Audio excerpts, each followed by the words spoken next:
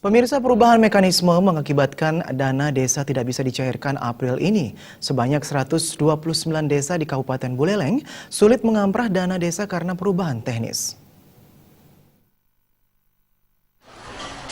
Kepala Dinas Pemberdayaan Masyarakat dan Pemerintahan Desa Buleleng, Gede Sandiasa mengatakan, dana desa yang digelontorkan pemerintah pusat kepada 129 desa di Buleleng tahun 2017 mencapai 105 triliun rupiah lebih.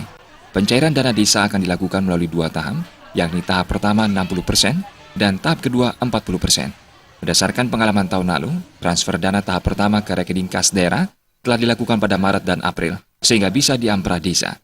Namun saat ini mekanismenya berubah. Sebelum ditransfer ke rekening kas daerah, dana tersebut terlebih dahulu ditransfer ke Kantor Pelayanan Perbendaharaan Nasional. Perubahan mekanisme itu menyebabkan pengamprahan dana desa yang biasanya telah dilakukan pada bulan April hingga kini belum bisa dilakukan.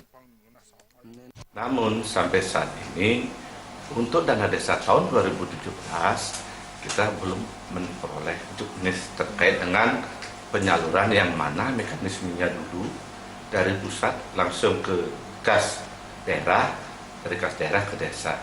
Sekarang melalui kantor KPPN.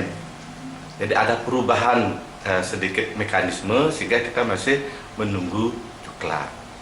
Besaran dana desa yang cuma Kabupaten Buleleng dari 129 desa itu sebesar 105 miliar lebih.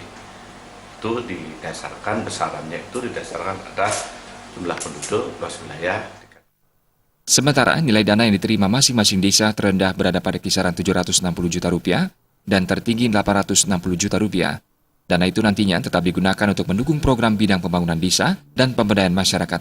Komang Yuda Bali.